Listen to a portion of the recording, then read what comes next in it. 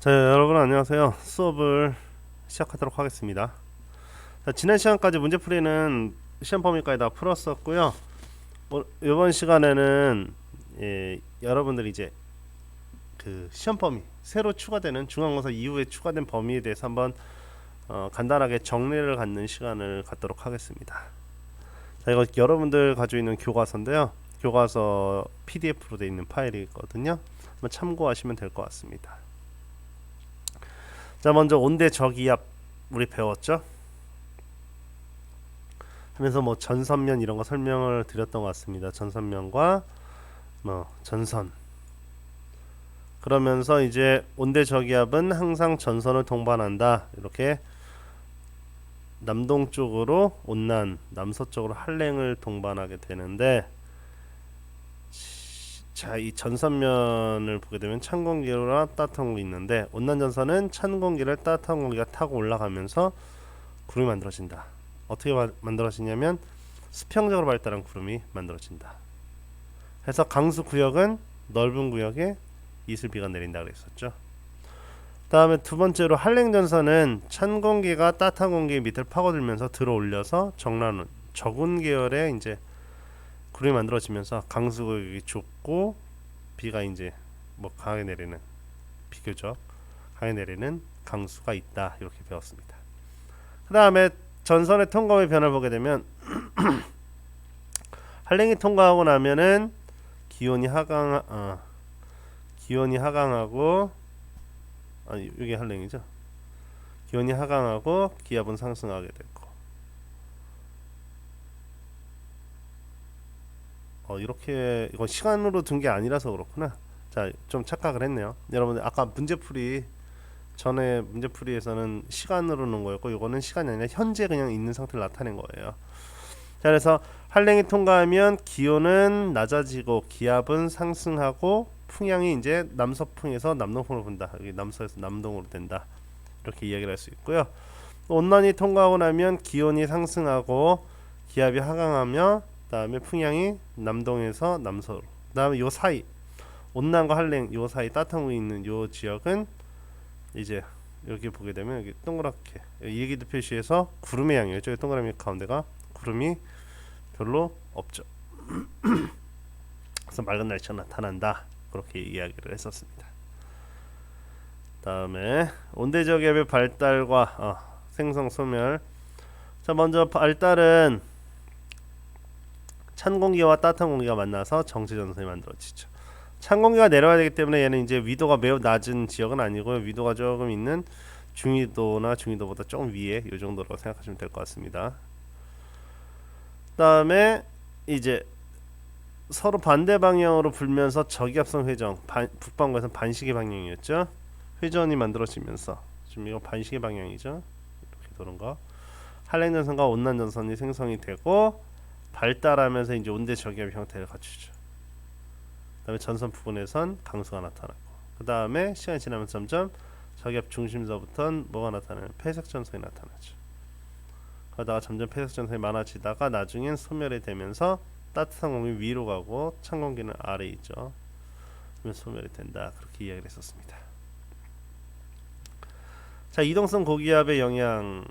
그다음에 정체 전선 나와야죠. 이거 정체 전선.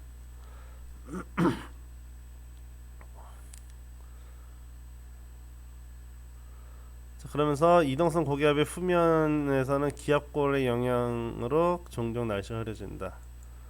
기압 가장자리 이런 데서는 나타난다. 이렇게 이야기를 했고요. 자, 위성 영상을 보게 되면 가시 영역과 적외 영역 차이점이 있었죠. 구분하실 수 있으면 될 것 같습니다. 여기 나와 있죠. 두꺼운 구름과 얇은 구름, 그다음에 낮은 구름과 높은 구름, 이렇게 구분한다. 온대저기압 뭐 많이 강조를 했으니까 다 잘 아실 것 같고요.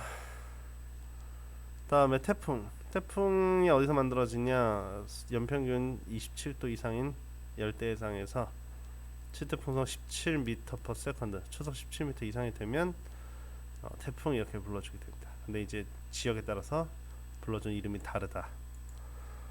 자, 태풍의 에너지원은 요 열과 수증기를 공급받아서 요 수증기가 이제 상승 기류로 이제 연결이 되죠. 승기가 연결이 되면서 방출하는 열, 이 잡열에 의해서 태풍이 유지가 된다.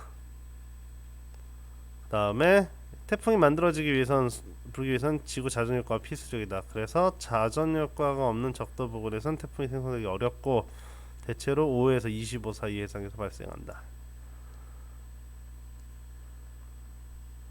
태풍의 중심에는 하강 기류가 있다. 여기 눈이 있는데 여기 하강 기류가 있죠. 이 그림을 보는 것처럼 하강 기류가 있게 되고 바람이 약하고 대체로 맑은 구역인 태풍의 눈이 존재하고 태풍의 눈 주위에는 강한 상승 기류와 정랑이 두껍게 발달하고 많은 비가 내리며 최대 풍속이 나타난다.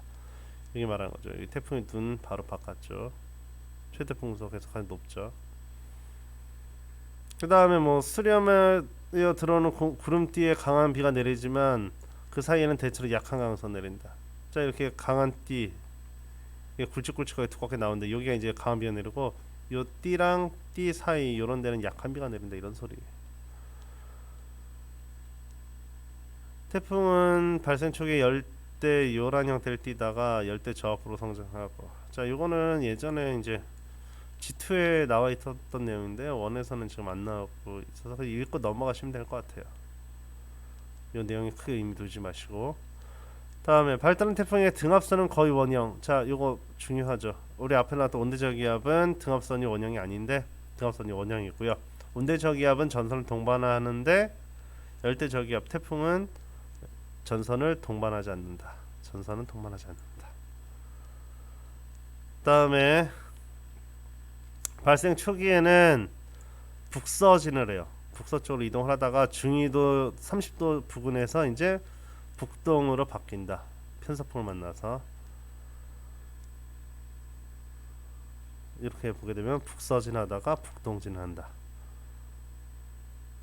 자 태풍의 이동 방향을 기준으로 오른쪽이 위험 반원, 왼쪽이 안전 반원이 되죠. 왼쪽 영역은 안전 반원이 된다.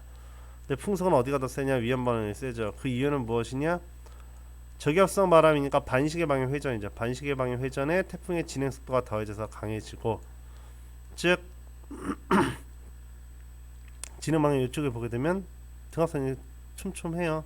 다음에 여기 일기 표시에서 보게 되면 풍속이 빠르죠. 반대로 요 오른쪽 진행 방향 왼쪽 같은 경우 안전 반원은 등압선의 간격이 우선 넓고 다음에 풍속이 느리죠. 그래서 안전 반원에서는 저기압성 바람과 태풍의 이동 방향이 반대가 되면서 상쇄가 돼서 바람이 약해지죠. 그래서 피해는 위험 반원이 더 커지게 된다. 자 다음에 열과 수증기를 공급받으면 세지지만 반대로 이게 이제 공급이 끝나면 성장이 멈추고 이제 태풍이 이제 소멸하게 된다. 상륙하면 열과 수증기를 공급하지 못해서 된다. 다음에 지표의 마찰에 의해서 풍속도 약해지고 여러 요인들에 의해서. 다음에 악기상들은 다 공통점은 다 뭐였냐면 상승 기류가 다 있었어요. 뇌우나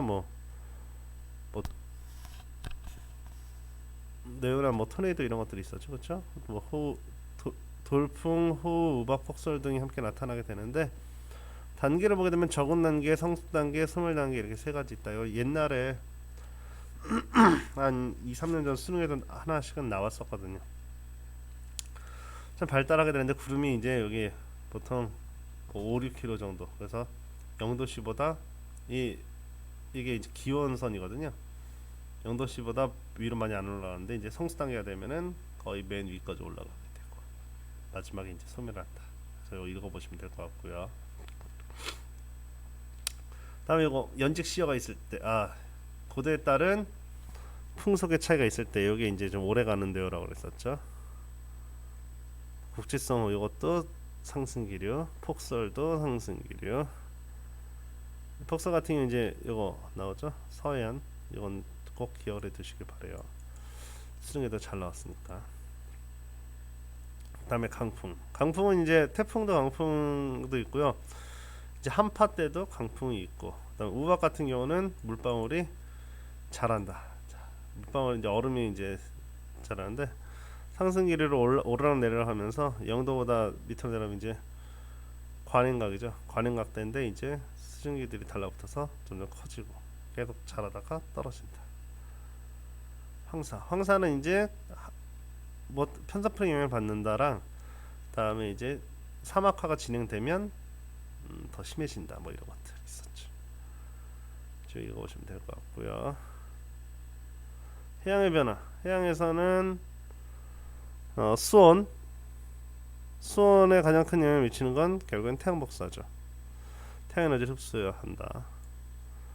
그러면서 위도에 따라서 지구가 둥글기 때문에 고도가 낮아져서 태양의 고도가 달라지면서 단위 면적당 태양 복사 에너지 양의 감소가 나타나죠. 그러면서 수온이 달라지게 되고, 그다음에 수온 약층, 혼합층, 수온 약층, 심해층 이렇게 세 가지를 나누는데 뭐냐면 깊이에 따라서 수온 변화 가지고 이 모든 해역에서 이런 것이 아니라 위도에 따라서 다른 양상을 나타낸다 했던 거 기억하시면 되고요.